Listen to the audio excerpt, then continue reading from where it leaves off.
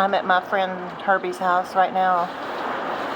I didn't want to stay in my trailer for this hurricane, so I'll find out what happened to my home sometime later today.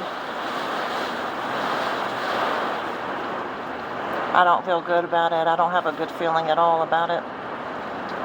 I'm preparing myself for the worst and hoping for the best.